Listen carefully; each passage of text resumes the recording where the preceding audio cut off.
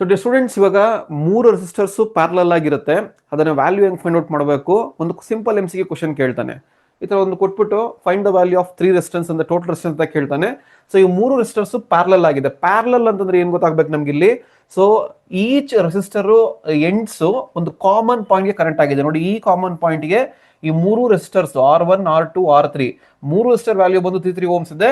So we can write R1 ಎಷ್ಟು? R1 is equal to 3 ohm, R2 is equal to 3 ohm and R3 is equal to 3 ohm.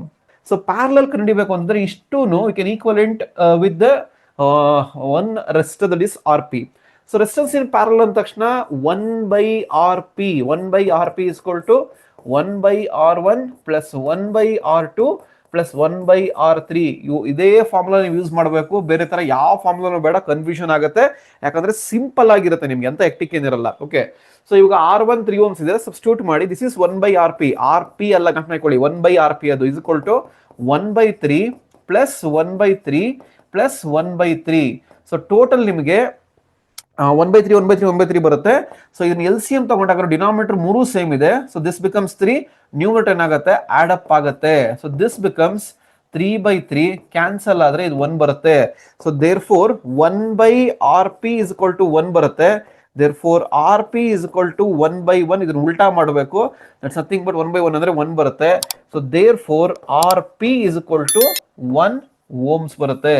So 3 resistance ನ parallel connect ಮಾಡಿದಾಗ 3 Ohm's ನ parallel connect ಮಾಡಿದಾಗ 1 ohm ಬರುತ್ತೆ. ಇಲ್ಲಿ observe ಮಾಡಬೇಕಾದ್ರೆ main key point ಬಂದಿನು ಅಂತಂದ್ರೆ, ಏನು ಪ್ಯಾರಲಲ್ ವ್ಯಾಲ್ಯೂ ಬರುತ್ತೋ ಅದಕ್ಕಿಂತ ಏನು ಲೀಸ್ಟ್ ರೆಸಿಸ್ಟೆನ್ಸ್ ವ್ಯಾಲ್ಯೂ ಏನಿದೆ ಅದಕ್ಕಿಂತ ಕಡಿಮೆ ಬರುತ್ತೆ. That means the parallel decreases the value. ಅರ್ಥ ಆಯ್ತಾ?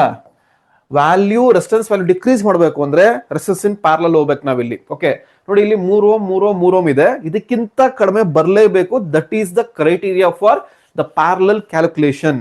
ಅದೇ ಸೀರೀಸ್ ಮಾಡಿದಾಗ ಆಡ್ ಅಪ್ ಆಗುತ್ತೆ. Okay, this is the one thing you should note in the MCQ, the key points. Okay, thank you.